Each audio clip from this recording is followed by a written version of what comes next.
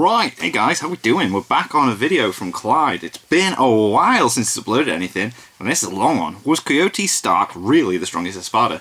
I imagine there's a lot that he wants to go over for this discussion, considering it's like 50-something minutes long. So, grab yourself a beer. Cheers. I'm excited for this. I love Clyde's Bleach videos. This is awesome, and like, there's so much hype for Bleach now. Let's check. Oh my god, new chapter soon as well. Oh, right, let's just get straight into this. This video's decent length. Almost every major shonen manga or anime has the group. Alright, so like Phantom Troop. Oh, CP9 from Bleach. From One Piece. Or they linger around the story, Ooh. and in most Yu cases Hakusho? tend to contain characters that we as readers and watchers Akatsuki. actually end up liking Oh, of course. more than the main cast Yeah, themselves. you do like that This bad group guy is group. called the Espada. Mm-hmm. And let me tell you that trying to thoroughly explain these individuals' powers correctly, and especially how they rank, Oof, Starrk even though they is have so their cool. allocated numbers He is of their cool, man. bodies which indicate their linear rank and power amongst one It's another, meant to. it's not only more complicated than this, but very far from the truth. In today's video, I'm going to focus on one of the most popular, underutilized, underrated in many aspects, and one of the strongest Espada, Coyote Starrk. Well, he was number one, wasn't he? As Starrk actually represents a few of Mr. Kubo's passions that are actually outside of doing manga and anime-related things. For one, Kubo always wanted to implement guns into Bleach. Yeah, very due to the way difficult. the story was originally set out, and especially Yeah, the if theme you of it, build it was up kinda everyone's hard got to get swords, a it's a bit Shinigami difficult, and isn't then it? swap their Zanpakuto out with an AK-47. Yeah. Part of this passion or an interest in guns actually stems from Mr. Kubo's original manga, Zombie Powder. Huh. The unique designs you constantly see for the Espada are inspired by Mr. Kubo's I'm sure love for Pokeswall fashion, mentioned that and this at some love for point. fashion has been showcased in things like interviews, the clothing that Mr. Kubo actually wears, and this is also seen for He special does have some color style, pages of doesn't he, the when manga it comes to and other clothing special and material, that. like, say, novels, data books, movie guides, etc. Mm. Coyote Starrk to me always had a bit of a Wild West cowboy aesthetic. Yeah, definitely. To his character, Bit of Clint along Eastwood. with his obvious name, the way he holsters his guns, his boots, etc. He is Yeah, without a he's so doubt chill. a very cool character Very and designed cool. quite uniquely in the series, and when it was revealed he was ranked #1 among the Espada, I don't think anyone had any issues with that when they first read or watched Bleach. No, not at all. But there is a big issue with the conventional rankings of the Espada in Bleach, mostly due to many things like Ukiura existing, Yeah. who is the That's only big Espada, factor. other than arguably Yami's monkey second release form, to have a How second second release? resurrection. Yeah.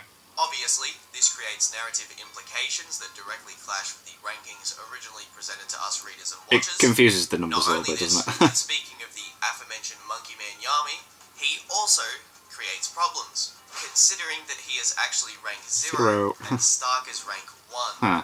Because of Yami and his rank of 0, the video could actually end right here, though it's much more complicated than that. I figured as Now, much. The reason I'm video's making got this decent video length is on it. because It's gonna Starrk is eat a little genuinely more one than of that. the coolest characters in this series, and I wanted to get down to the absolute truth as to where he does objectively stand in terms of power. This is gonna be in comparison class. to not just his fellow Espada, We're gonna have to, like- but also the world of Bleach and its other Oh, countless strong characters. Awesome. Cool. So I sat down, reread his fights in the series, got some data book pages Oof, translated research. to Japanese for this specific Yo, yo, video, yo. and I've come to an answer which I believe does him justice, but also clarifies some confusing subjects in Bleach. Okay. If you're a fan of Starrk, don't forget to give this video a like. Link is in The the first thing I want to description delve to the into original for video. this video Go is Stark's there. speed. Now, Starrk actually has some really impressive speed feats, Hmm. and speed feats that go into something about using Flash Step and Sonito that some Bleach fans may not be aware of. Okay. Starrk is not only stated in the Databook Mask to be one of the fastest members of the Espada, but could be consistently argued to be faster than Zomari in his release date, due to the fact that Starrk is so good at using Sonito that he can actually use long-distance Sonitos, which is something Yamamoto actually complimented Shunsui for being able to do when he flash-stepped across the entire Soul Society to Boom. the null in a single step. Now, I mentioned Zomari for a rather particular reason, and that's because in the data books, and from his very own mouth, it stated he has the fastest Sonito among the Espada. Ah, there you go. I'm And if he's able to, personally like, of the belief that this this only applies to his base Does that? form, just like Noyatora's braggadocious statement about having the hardest hero among all the Espada. Just for a second, imagine this in your head. If Ichigo in his holification right here was to charge up his hardest swing, who do you personally think could tank the attack better? Stark in his release form, or Noyatora in his release form? One of the most notable speed feats from Stark, which I'm sure all you Bleach fans remember, is when he's able to blitz and steal Orihime from Ichigo and Kenpachi at the same time. He's just gone. Now, granted, he was a little bit away from them, and they still were not fully healed from their previous no battles. one noticed him at all. The fact is, he casually did this in his base form and was apologetic while doing it. Yeah, This was it's not like he was rushing very himself to do it either, casually yeah. did. It's also an even more impressive feat when you consider he basically travelled from Aizen's tower across a distance which is comparable to a city or state in pretty much an instant. Yeah, he just and went, then oh my returned god. to Aizen with Orihime before Kenpachi and Ichigo could swing and stop him. Yeah. During Stark's battle with Shunsui and Ukitake, he also shows an aptitude. Yeah, it's very casual, the stuff that he does, but it's impressive, isn't it? When he Yeah. is able to bait Shunsui many times, he analyzes Ukitake's Shikai ability after only seeing it a few times, which even impresses And he doesn't even like using swords, does he? And he goes up Stark against him. was It's able to like, mislead Shunsui about the holstered gun theory, even though Shunsui was already suspicious of what Stark's guns could do. To further this point, Stark even fires a Zero with complete confidence he'll be able to avoid the follow-up attack just to see what Ukitake's Shikai does. he's just testing it, And yeah. he works out that the talismans actually change the pressure of the attack and the velocity, which he still avoids with no problem. He also avoids an instant follow-up attack from Shunsui, who was using ratty techniques multiple times in battle when he tries to slash off his head during this exchange upon testing the theory of Ukitake's Shikai. Stark is also so attentive that he keeps a close eye on everything Shunsui and Ukitake does, as he is very suspicious of their slight changes in mannerism. When Stark first goes into To be able to analyse everything and be that quick is just like, Shunsui it's throws his hat in front of Stark amazing. to create a diversion and attack him with absolutely zero honor, and Stark still avoids this easily. Shunsui clarifies what I said, stating he was actually trying to kill Stark in that one attack. He actually went for the kill, yeah. Easily. He then goes on to compliment his power and speed upon going into his release form. We literally said I was going to try and kill you. Stark also showed very good combat and speed feats when he is able to keep up with not just Shunsui and Ukitake, but also Rose and Love. Though there were a few times where he was blitzed and surprised, I will get into that later. Okay, cool. Regardless, he's one of the fastest Espada, without a doubt, Yeah. and one of the flashiest. He's so Something very cool. impressive about Stark that many people kind of forget about is that Stark was one of the only natural-born Arrancar to exist in Hueco Mundo. When Aizen found him, he was already in a humanoid-looking form at the time, and was so strong that hollows around him would just die from being within his vicinity. Right. Aizen obviously recognized him as strong, and welcomed Stark to join him. Of After course. this, Aizen used the Hogyoku, gave him a Zanpakuto, a release form, and amps. Just like he did with all of the other Espada. Stark He was actually already so strong. that he split into two beings, himself and Lilynet. When he performs Resurrection, he fuses with her, and she becomes the Akimbo guns you see in his release form. Sick. A pretty funny concept when you remember she can actually talk while in her gun forms. Oh, yeah. And Stark originally God, I himself haven't watched or into read two Bleach in a long because time. He was so lonely, as he would accidentally kill his friends with his spiritual pressure. God, just could you by imagine? being around them. Sorry, we're trying to suppress I it. don't want to over-exaggerate the ability Not to kill again. hollows just from being around them, as it's not as if this makes him transcendent like Aizen, where he can affect even those who are above captain level.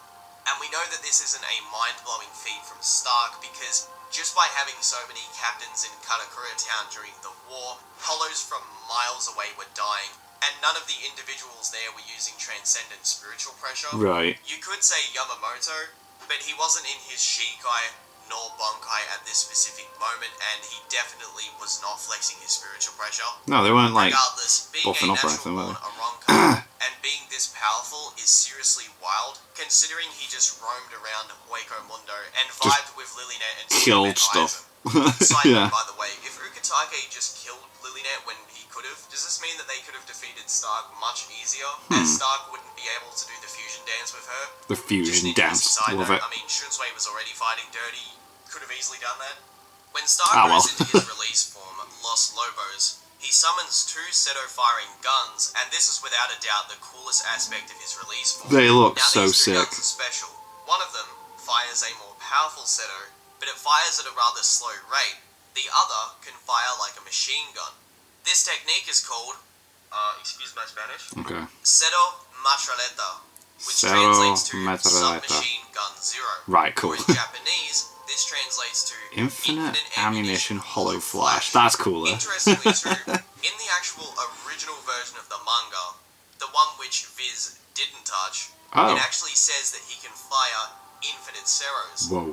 In the databook Unmasked, Whoa. this also gets clarified, where it states his high spiritual pressure allows him to shoot infinite Seros. That's Now, mental. some people go a bit too far with this statement and think that because he can fire infinite Seros, this means he can destroy the solar system, galaxies, Oh, and okay. even the universe.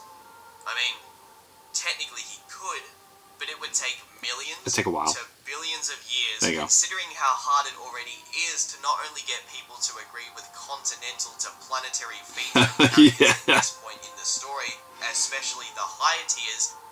But I'll be honest, I personally do not agree with this at all, considering the absolute size of the universe and how feats like this were implied to be a massive deal at the end of the story, Yeah. and not something that characters of Stark's tier are capable of doing at this point in the story.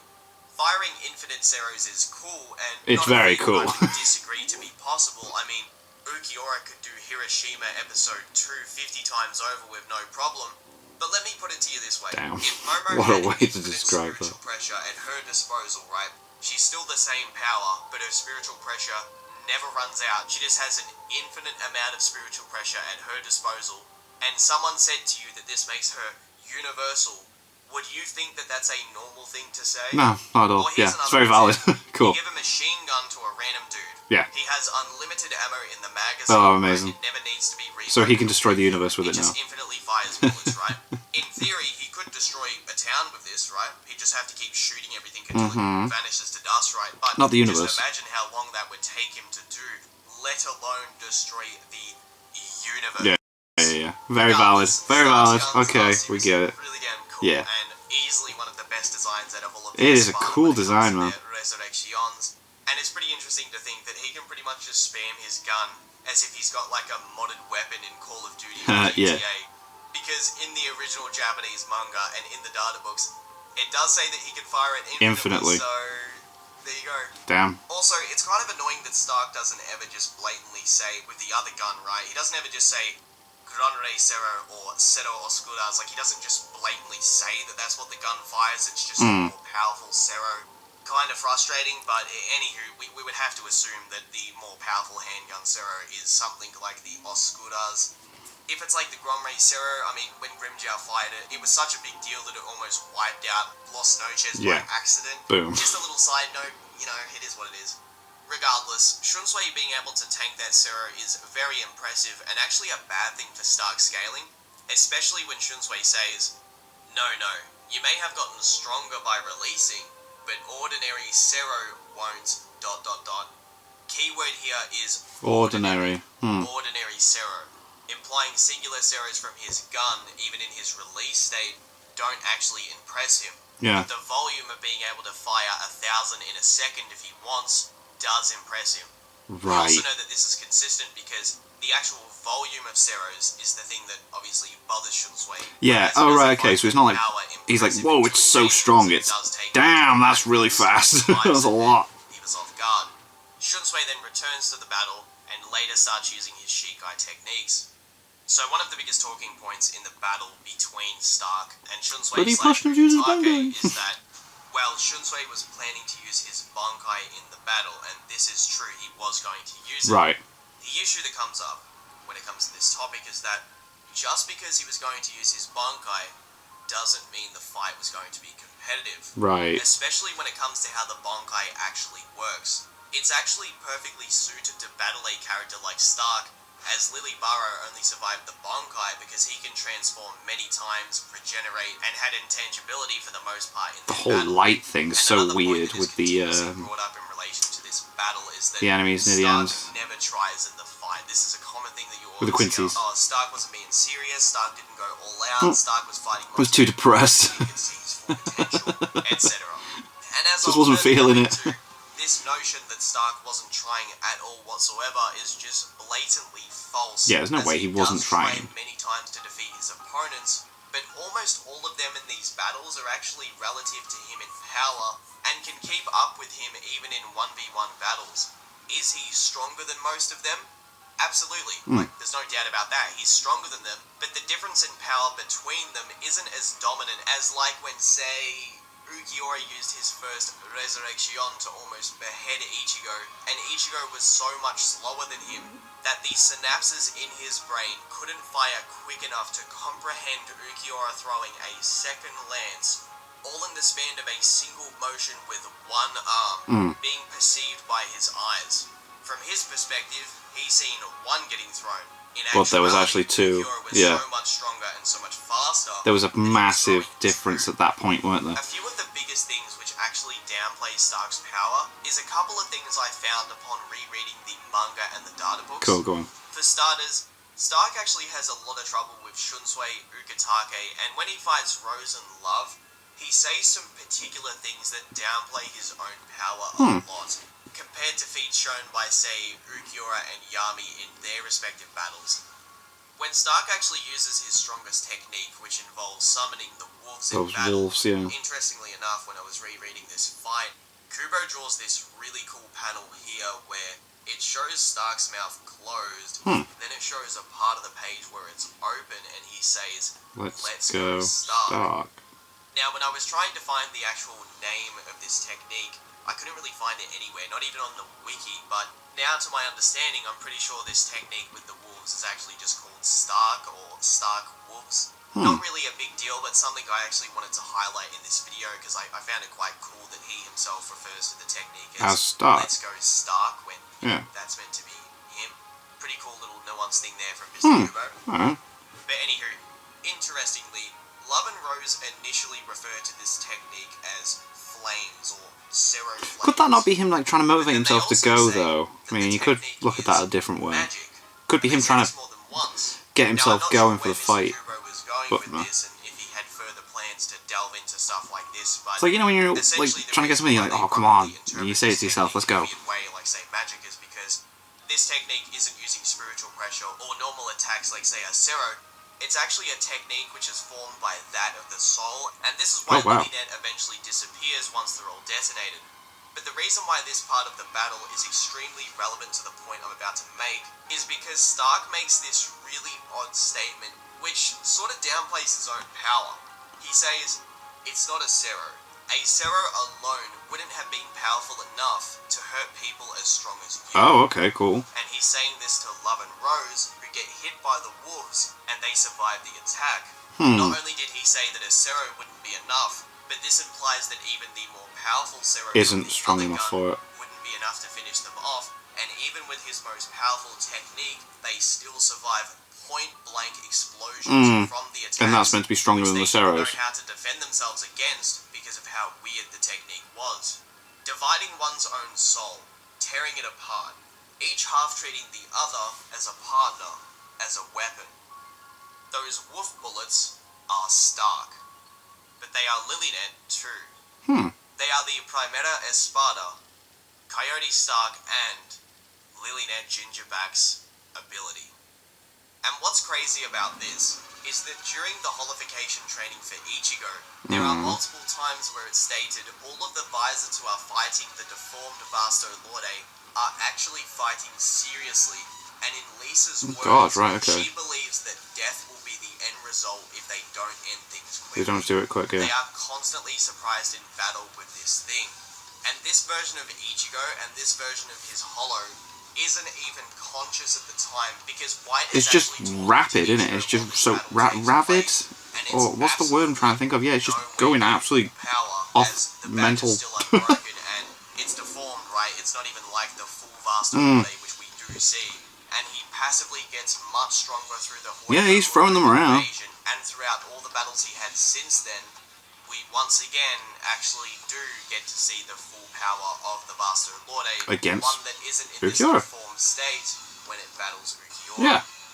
Now, as I sort of referenced before, when it comes to Stark's battles with, say, Shunsui and Ukitake... So, like, if they're able to tank, like, attacks from sort of battled, and the Sunito comparisons that, I made with Yamamoto's complement to Shunsui and Ukitake... but then Stark's attacks aren't strong enough to... scale Stark to Yamamoto by virtue of Shunsui and Ukitake fighting Yamamoto in the Soul Society arc.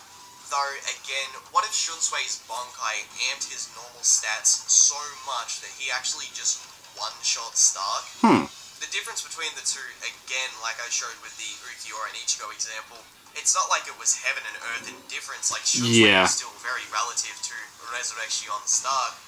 Just because he needed to go Bankai doesn't mean it would have been a competitive fight. Yeah, it doesn't mean he gets the advantage completely. Fighting the both of them.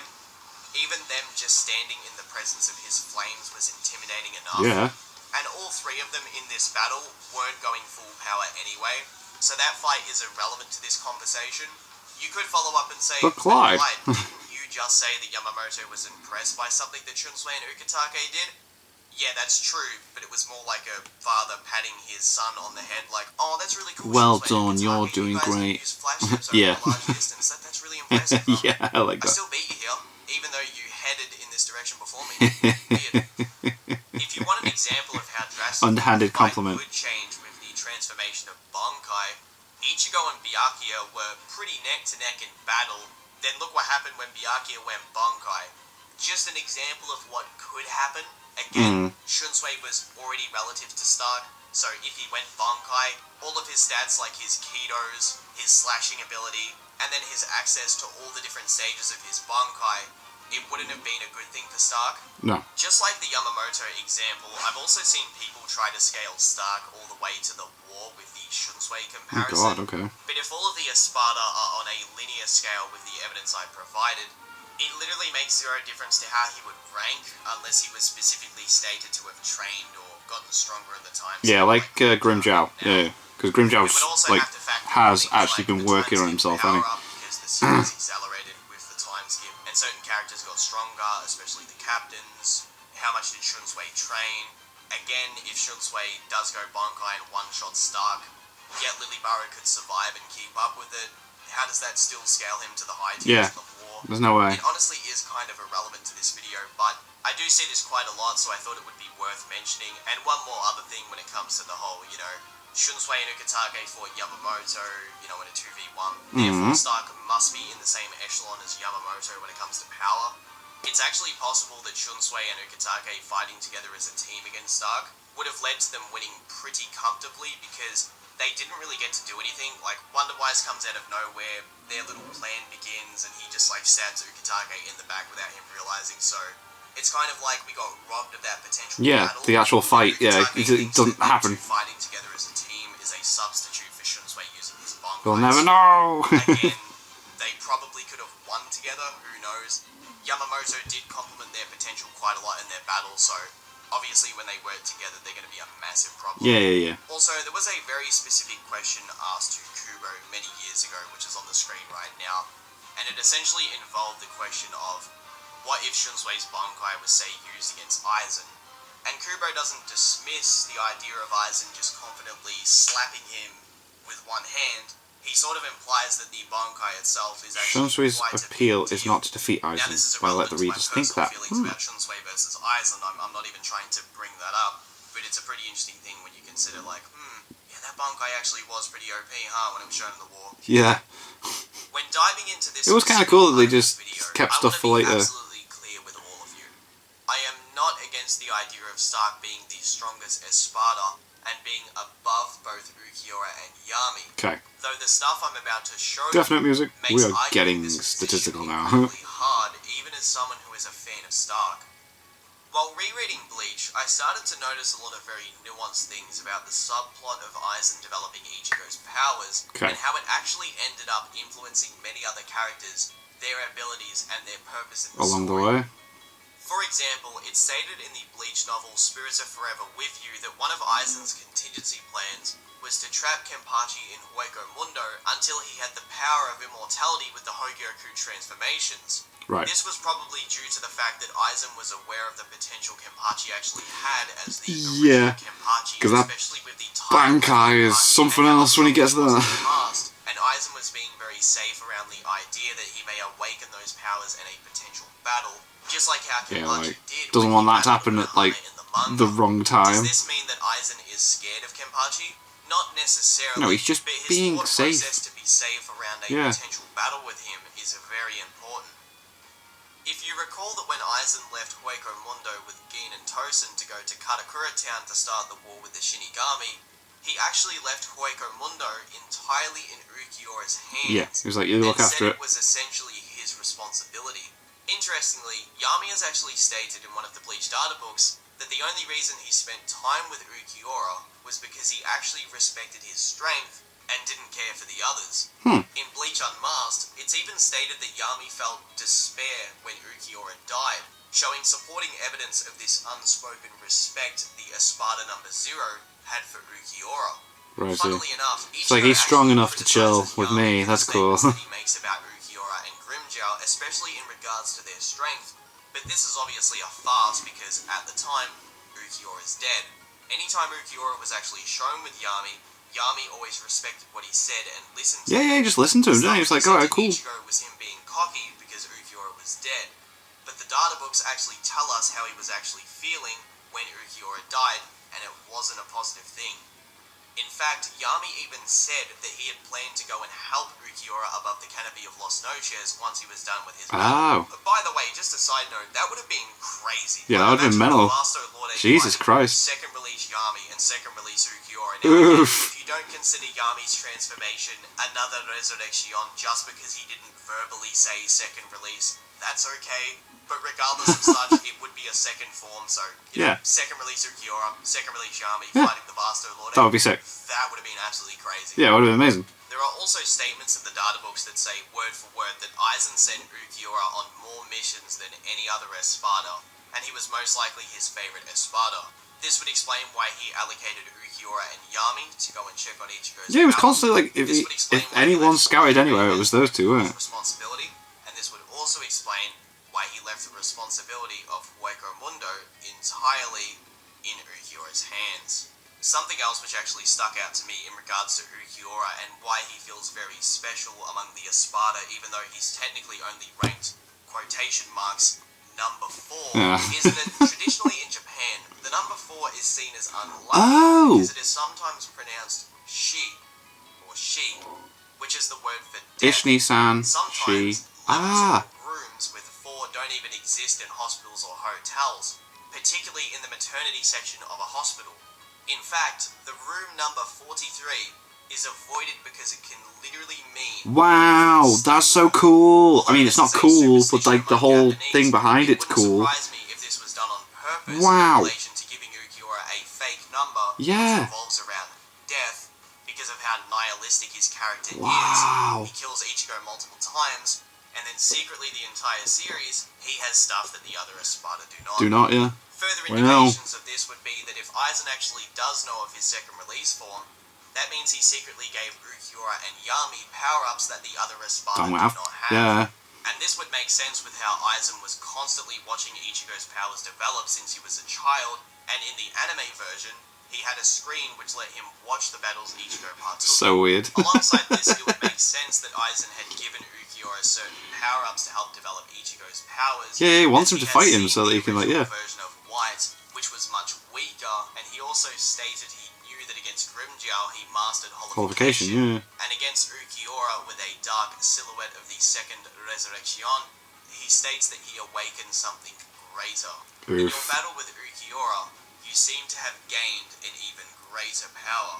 And in the page before that, when he's analysing Ichigo's spiritual pressure from the wound on his shoulder, he says, "So this is your spirit energy. Magnificent. You've really grown.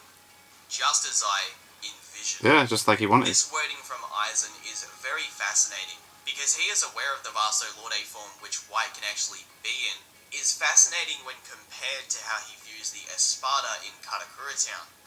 Aizen basically mocks Baragun even until his death, and refers to Hallibal as disappointing, Yeah, like, along with he Stark doesn't care. realizing in his final moments that he doesn't care for them at all. But Yami and Ukiura, well, they are never viewed through this same lens, No, they're not. and were given secret missions along with secret power-ups and fake numbers that the other Espada do not have. Yeah. If you remember at the start of the arc, Aizen actually sent Ukiura and Yami to the world of the living to scout out Ichigo's Yes. progress. Progress of power, which was a narrative point by Aizen. And this gets further explained during the war arc where there's a flashback called Everything But the Rain. Where in these chapters he said he was interested in what would come of a hollow mixed with a Quincy. Keep in mind, these are polar opposite beings, Yep. yet White decided to seal itself inside of And Misaki. then you get a mix of the holification, yeah.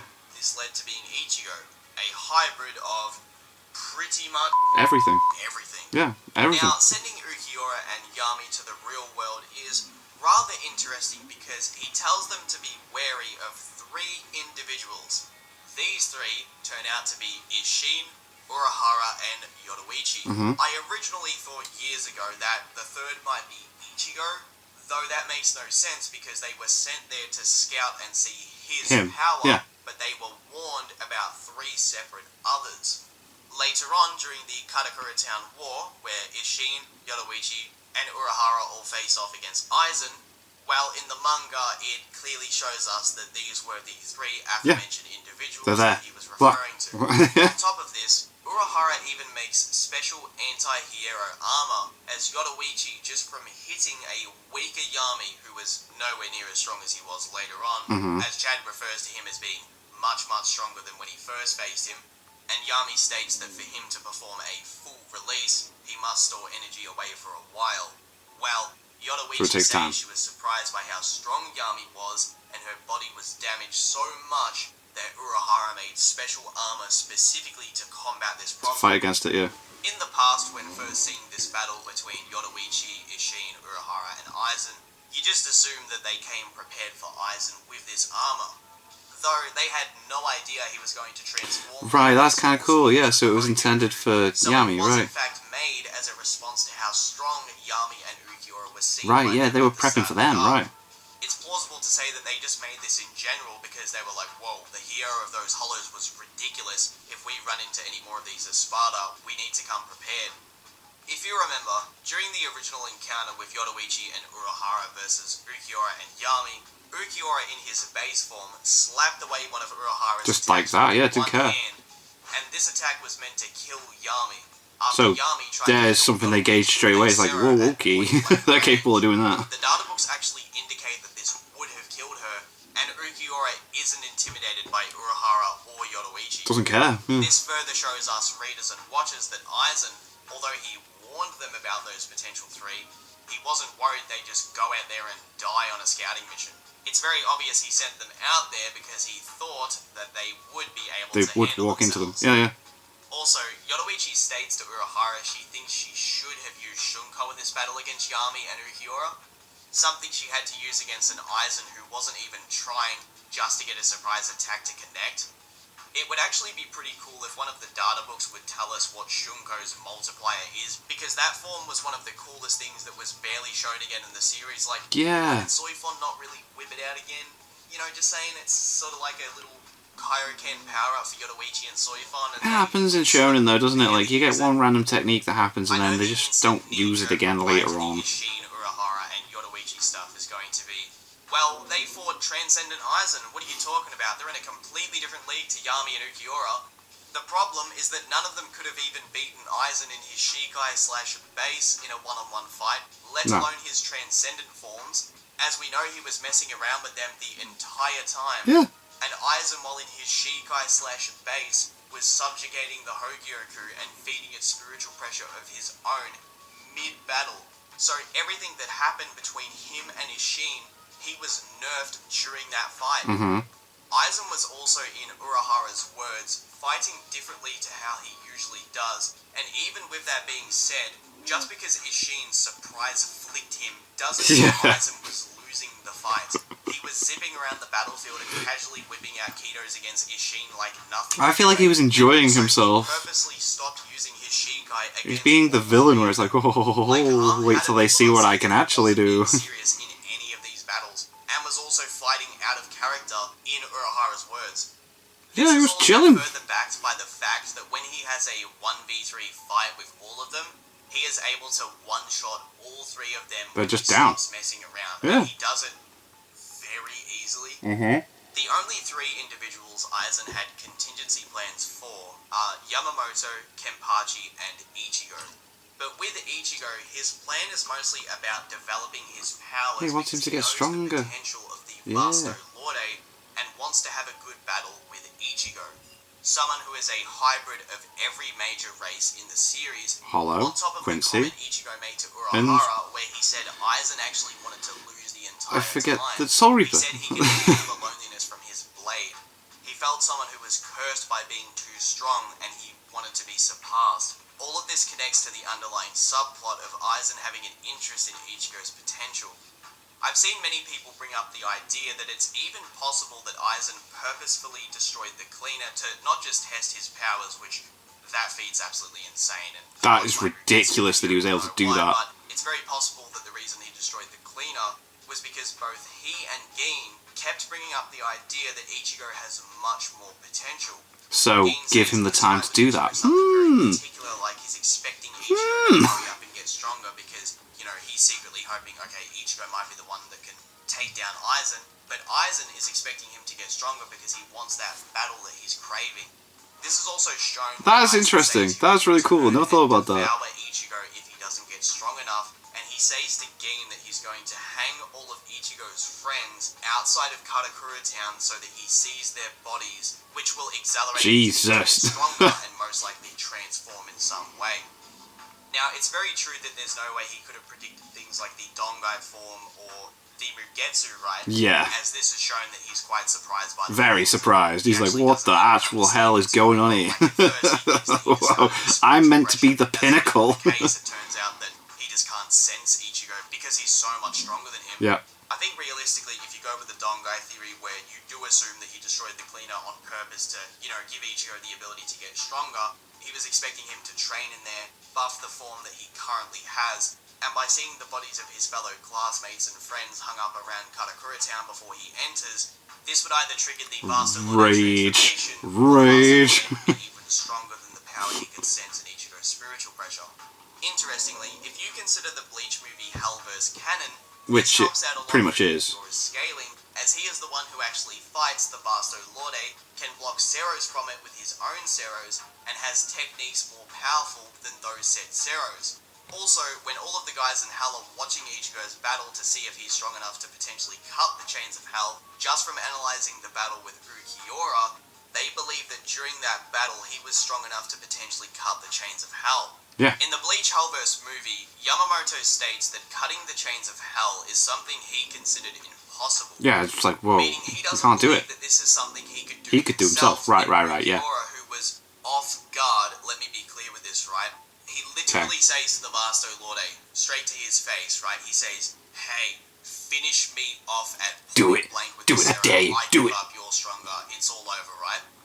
Ukiura, while not defending himself with his spiritual pressure, at point blank range, takes a Zero from the Vasto Lorde, survives it, and can regenerate everything. And that is strong enough to destroy the Which chains. means that an Ukiura who isn't protecting himself with his spiritual pressure and was pretty much asking to be Killed, executed, yeah. has durability in the same ballpark as the Chains of Hell. Yeah.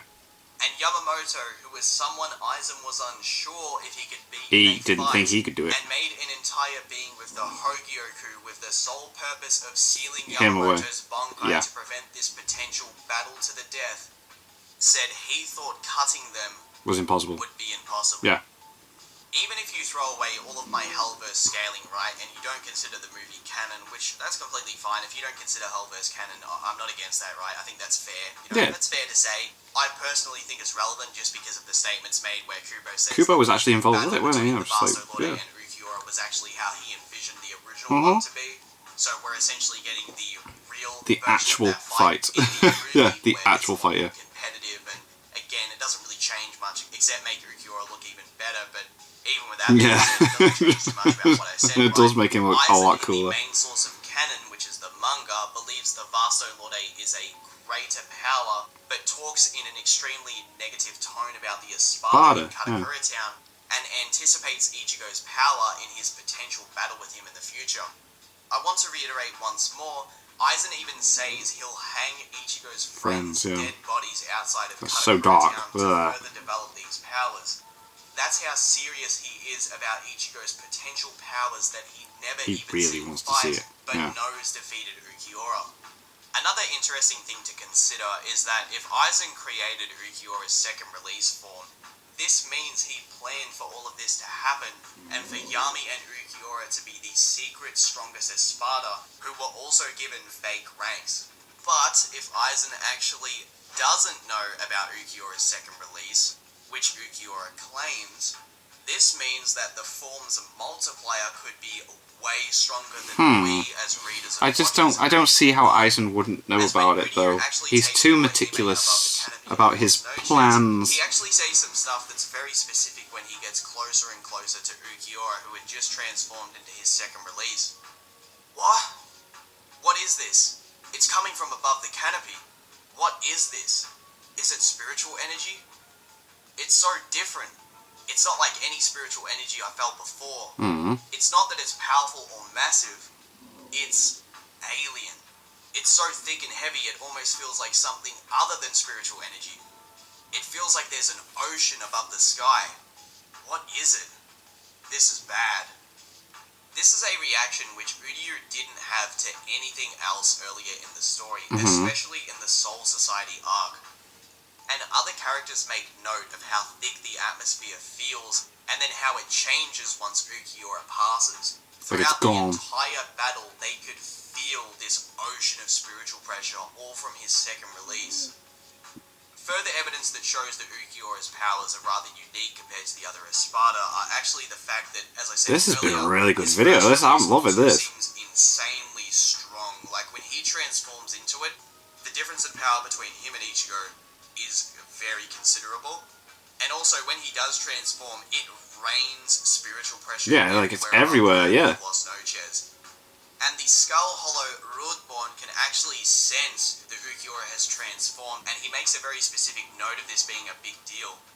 Point being, if Ukiura's second release was made by Aizen, it was done for a reason, and he had further plans for him. Yeah. He did say verbatim, and this was a narrative point, that he set up all of Ichigo's battles. Yeah, all the fights, everything. Like, And again, I wanted you to do everything leading up to this point. to develop Ichigo's powers. He had expectations as to how strong Ichigo would become. And even if Ukiura wasn't left there to deal with Ichigo, he would have been left with Yami to help deal with some of the strongest captains in Hueco Mundo. One of which, again, Kenpachi? Aizen wanted to fuse with the Hogyoku before fighting. Yeah. And then once more, if Aizen doesn't know about this form, Ukiura's words, which imply he is planning to show it to Aizen, means it's strong enough to be impressive to him. Also, when Ichigo goes to Katakura Town after his battle with Ukiura and Yami, this would explain why, even when he's just in Bankai, right, even Unohana is shocked at how strong he actually is, and for some reason, Ichigo is able to sense Aizen now, which Ishin, Yoruichi, and Urahara cannot. They can't do it, yeah. Which further shows that when Kubo draws these images here at the end of each chapter in relation to the Vasto Lorde transformation, that it's actually overpowering the badge. This transformation let Ichigo get considerably stronger, to the point where even the badge couldn't contain it. And again, he's the only one that can sense Aizen. At the end of the day, the best scaling for Ukiura, which makes it incredibly difficult to put Stark above him, is that Ukiura directly revolves around Aizen's secondary goal of fighting Ichigo at his strongest. And he does fight the Vasto Lorde. Like, he fought a form that was so strong, it surpassed a deformed version of itself that was scaring Lisa to the point where she thought They were like, we're gonna have to kill it.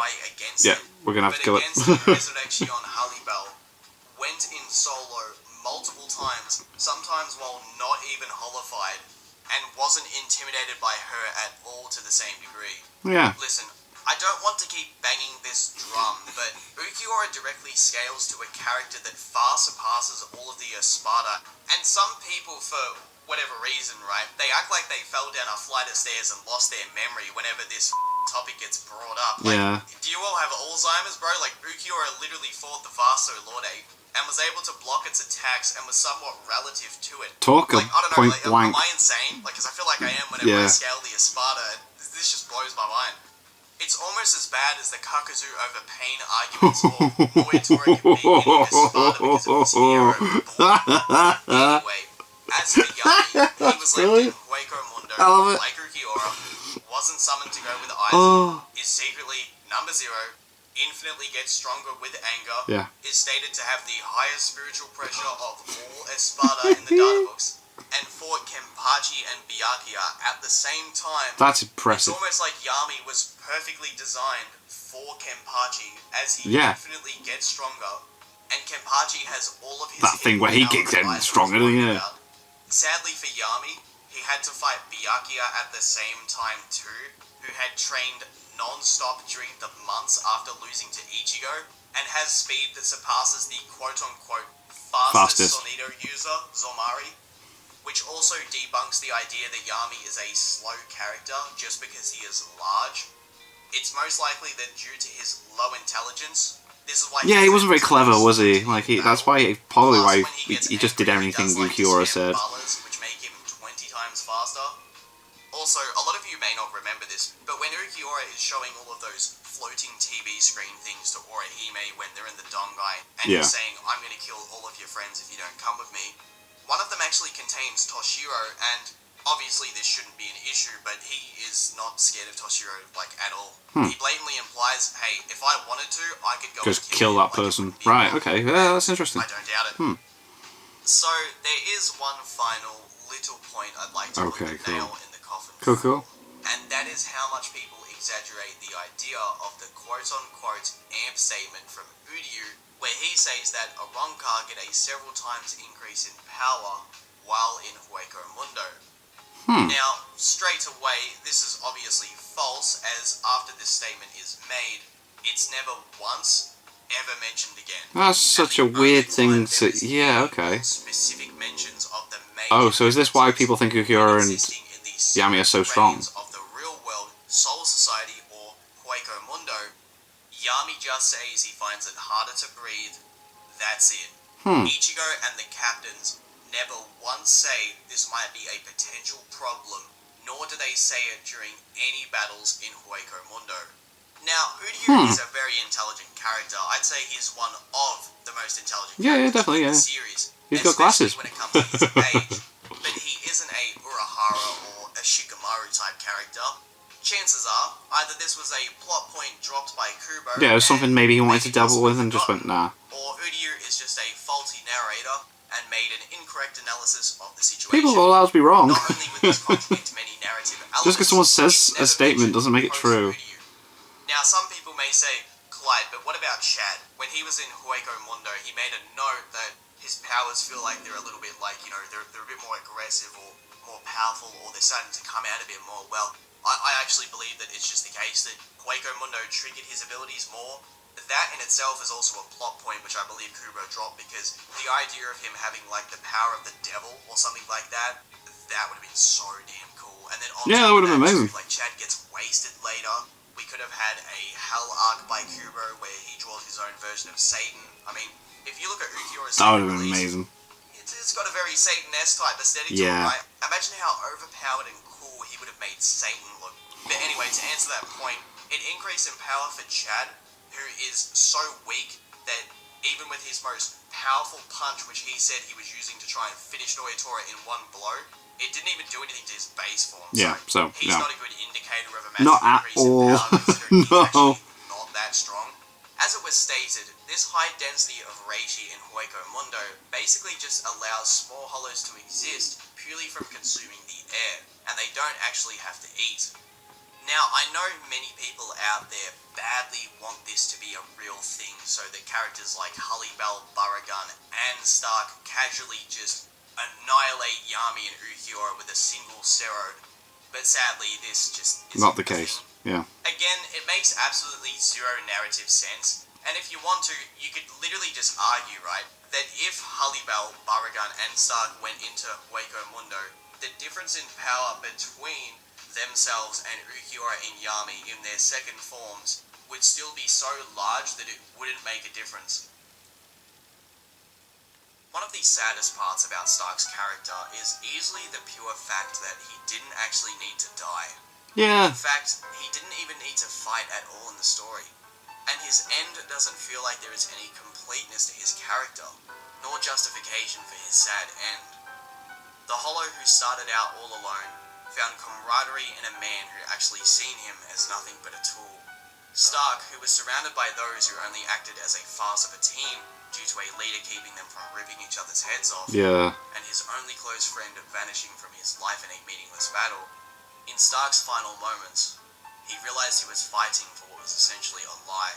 He never had any friends among the Espada. No, not at all. He never had Aizen as a true leader to show him that light. No, it was just used as a tool, yeah. After, or give him a place of purpose. He only had a veil across his eyes. Ironically, Shunsui, who wanted to sit and drink with Chad instead of fighting in the Soul Society arc, was for some stupid reason absolutely dead set on fighting Stark, who had no initial intention of hurting him or Ukitake. Yeah. The instant reply might be, but Clyde, they would have had to fight him regardless, as he did eventually become serious. Well, before this, why not focus your efforts on having Shunsui go and take care of Hallibell with Toshiro, and Ukitake assist one of the other battles like the Baragan and Soifon fight? This would have led to a more clean sweep, and then Stark could be dealt with later, if he interfered with the Aizen ordeal.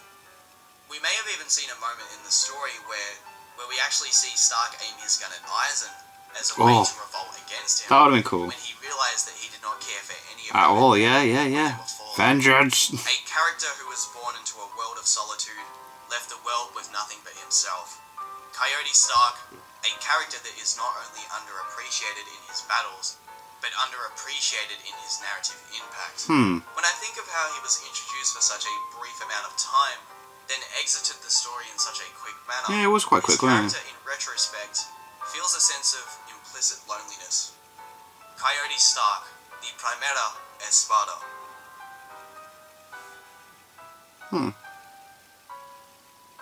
That would have been cool as he's falling, just like trying to aim it at Aizen and I don't know, yeah. That would have been cool. This video's been boss, Hope you man. all enjoyed this video. Yeah. If you could hit subscribe and leave a like on the video, I highly recommend subscribing to Clyde's channel if you are a Bleach fan. Jesus. and especially when the anime returns. Oh. Alright, so I'm sitting here, I'm sipping my coffee, and I was like, Right, what else we got? you know what, there's a couple of things that people are going to call me out on, and they're going to say, hey, you forgot about this, Clyde, so I made a little note to put at the end of this video. Right, cool. So basically, a couple of things real quick. Ishin doesn't say when he gets his powers back that he got stronger, nor weaker. His powers just returned to him, so we would assume that he has at least the same strength. Right, okay, cool. White back in the Everything But the Rain chapters. So Ukiura does in fact scale to the 3 that Aizen warned them about, regardless of any of the stuff that you may bring up. Right. I know that Ishin was stronger than the White that he fought, but the problem is that Ukiura and the Visors, they both fought 2 versions of White which were even stronger, because he is now fused with not just Ichigo, but he also is fused with his Shinigami powers and his Quincy powers, yeah. Plus he does evolve many times. Another thing is that a lot of Baragan fans are going to say, but what about Baragan? His Respira ability should be able to beat every Espada. We have a really big problem here. Gin does explicitly say that the reason that all the Espada followed Aizen wasn't because of his hypnosis. No, it's his it was actually strength. because of how much stronger Aizen He's just literally that powerful. Espada with just his power alone. Yeah. Once again, confirmed by Gin, Aizen says to Soifon that higher spiritual pressure can negate people's abilities. Kenpachi says Right, so yeah, the it's same like, thing when he fights so what if Ichigo, you're using that on and in me? the I'm novels, it is confirmed stronger than you. that the Respira ability can be negated by higher spiritual pressure, so characters like Yami in his final form, Ukiura in his second release, and Stark would all be able to negate this ability. There is a headcanon theory that people have made up that say that the only reason Baragon is ranked number 2 is actually because Aizen doesn't like him, but there's never any tension between him and Stark, nor is that ever actually highlighted in the story, so that is a headcanon theory. All we can assume is that Stark would just genuinely beat Baragon with no problem because he has higher spiritual pressure. And the final thing, to all of the Stark fans that are going to say, oh, well, Stark would literally just whip out his Mach-10 Seto gun and just go brrr, and then just destroy Yami because he's able to fire infinite Seras, which means that Yami wouldn't be able to do anything. And Ukiura would eventually get hit by one and he would get taken out, right? Well, yeah, this is kind of like what would happen. Alright, that's it. I'm going to finish this guy off. Let me whip out my Seto Matraleta. Oh, what the fuck? Yeah, he's still there.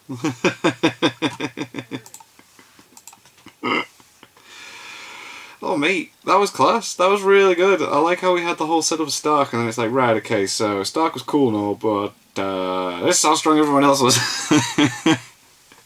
I like it because I thought initially it was like, this is a video explaining why Stark is the strongest, but no, it's not. It's like, it's the question, was he the strongest? Because he was number 1, and no, he was not.